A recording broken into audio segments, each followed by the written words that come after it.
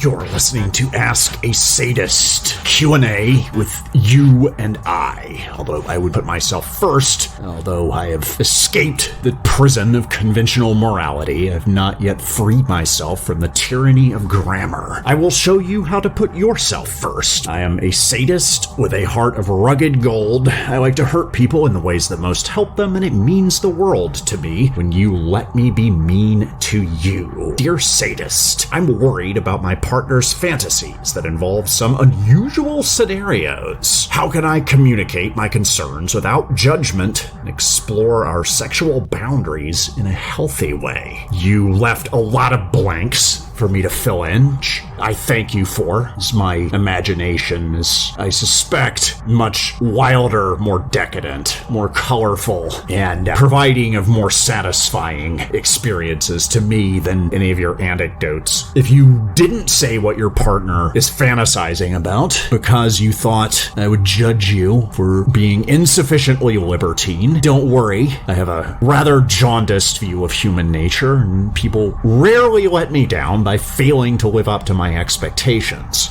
Of course, I would advise you to explore these fantasies with your partner. Work on and break through, let go of resistance in your mind prevents you from breaking through the gates that corral your animal lusts and acknowledging that the true purpose of life is seeking pleasure in all its myriad and manifold forms and exploring the true nature of desire. You don't know your limits until you've bumped into them. From a practical standpoint, one thing you can do with a partner if you're exploring your kinks is to make yes, no, maybe lists and exchange some of your yeses for your partner's maybes and vice versa. If you like fisting and they like golden showers, try both. One of you might change your mind, especially if you've never tried these things before. Speak to your partner in the language that they understand. If you want to spend the rest of your life feeling aggrieved and misunderstood, say what's on your mind exactly the way you want to say it, and then get upset when nobody understands. If you want to communicate and accumulate power, learn the language of your interlocutor, become fluent in that. Power will accrue to you as if by magic. Also keep in mind that you are free to wave away any suggestions, fantasies of your partners in which you do not want to indulge. There's simply too much indulgence to do for one lifetime to justify wasting time on anything that does not sufficiently grab your interest. If your partner's fantasies feel weird, question your definition of weird. Where did you get that concept of weird? Who gave it to you? What did they have to gain by its transmission? Figure out if your partner wants to act on these fantasies or if they're simply in the realm of fantasy. Start in that corner and safely stay there. If the fantasies pose an immediate threat to you, your partner, or anyone around you, you're obviously talking to the wrong person. Dear sadist, I'm in my late 40s and experiencing occasional erectile dysfunction. It's affecting my confidence and intimacy with my partner. Can you suggest some strategies to address this issue physically and emotionally? Rule out any medical causes. Sometimes thyroid problems can cause this, other maladies associated with depression, etc., etc. Get a clean bill of health. Then dig into the psychological reasons why you can't get it up. There are many reasons why that might be the case. If you have an overall sense of a lack of power and agency and pleasure and libertine decadence in the rest of your life, it's gonna be reflected in your sex life. Sex is where all of that unconscious material goes. Sex and violence are inseparably intertwined because only by breaking through barriers we achieve true intimacy. An ineffective battering ram is a warning. You have not given full freedom to your instincts, to your animal lust, that perhaps you are in some way out of alignment with your true desires. Explore those desires in depth. From a place of beginner's mind, the great Zen teacher Suzuki Roshi writes, "In the beginner's mind, there are many possibilities. In the expert's mind, there are few." Relinquish your belief in your expertise around your own desires. Explore them. You have to free your mind to open your mind, and your natural urges will follow suit and join in the chant. Sing along because they know what to do.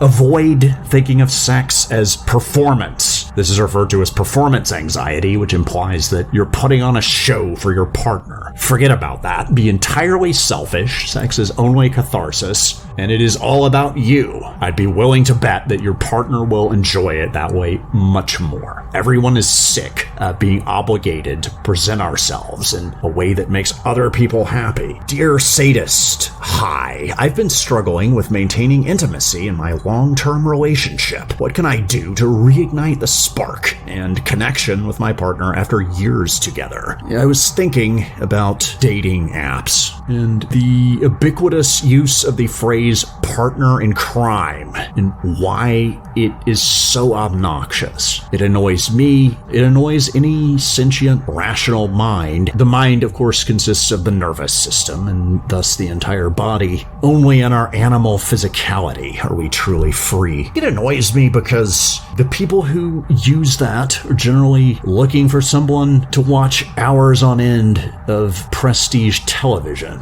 or walk around with them at the zoo or perhaps drive them to LAX or to the Burbank IKEA on a weekend, which is the only thing on that list that bears any resemblance to crime. If these people got what they say they wanted, they would not be prepared. When you truly free yourself from the shackles of the idiocy of conventional morality, devote yourself to transgression, decadence, pleasure, the real revolution of the soul, make the unconscious conscious, let the monster out of the basement, eat the shadow, become who you are. You will find yourself capable of unspeakable acts. You will be condemned by society for breaking the tacit prohibition on indulging in the freedom that they don't allow themselves to realize that they have, and you might break some actual laws, or at least standards, practices, superstitions of your community, society, which is not a thing that exists. Power to the extreme individual. This will put you in a place of vulnerability and give you and your partner shared secrets by transgressing the boundaries of not only what is considered correct, morally right, but what you might consider possible. You will have a shared experience that only you and your partner really understand, and a distinctive shared language will develop around this. You will be bonded to each other in ways more profound than you can currently imagine. Before you get started with that, I could send you my starter pack, since you've provided your email address. Ask yourself, is that something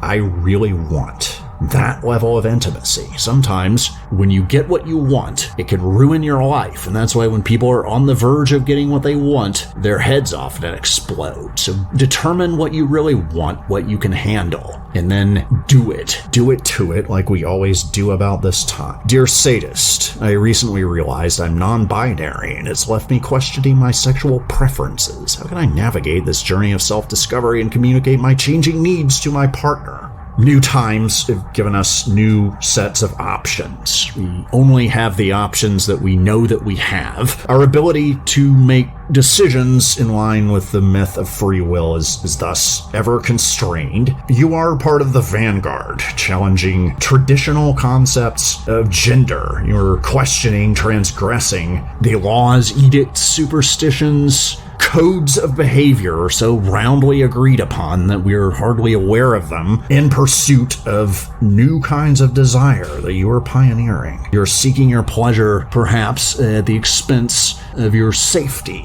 Those in the arena know that there are no guarantees when you set out to become who you are, and the true players, the true revolutionaries, do not need guarantees. We don't want guarantees. Now, this is more a test of your partner than it is of you. Again, communicate with your partner in the language that your partner understands. If you don't know what I'm talking about, pay attention to how they communicate. Get fluent with the words and phrases that they use habitually, the metaphors that they communicate in. Using that argot, express to the fullest of your ability the vital importance of your pursuit of pleasure in this lifetime, because this is all we get.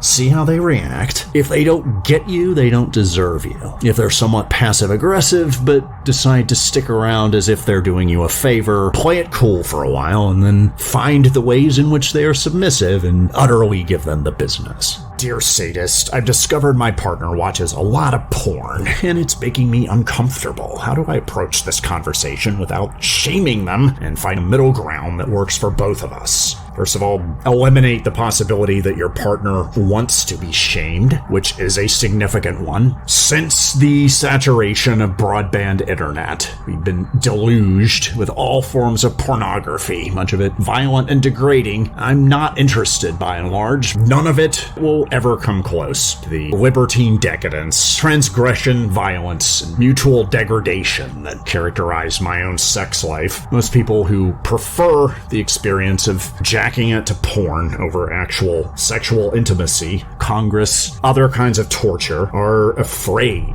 They view the sex act on some level as a performance. They are afraid of underperforming, of disappointing you, letting you down, which in turn indicates a fear of desire and intimacy. Sex is power. Power is violence. Sex and death are intertwined. Sex is everything, the very force of creation itself. Profound level at which we can connect with another human and transcend this horror show house of mirrors in which we live. Porn, by contrast, is sex as professional wrestling for an audience of unsatisfied, resentful men. It has nothing to do with real sex. Any mind that links the two is going to have problems in both areas. That is fundamentally confusing fantasy and reality, confusing a ridiculous fantasy with part of reality that is absolutely essential to the human experience. An acquaintance of mine, a bachelor in his mid-40s, claims to be highly successful on Tinder, almost entirely with younger women in their early to mid-20s, who he says often confided him that they don't date men their own age because their brains are soaked with porn. They want to do anal pile drivers on the first date. Turn off the porn. Throw out your cum-encrusted security blanket. Death is certain, life is optional. Live, damn you. Bring yourself to life,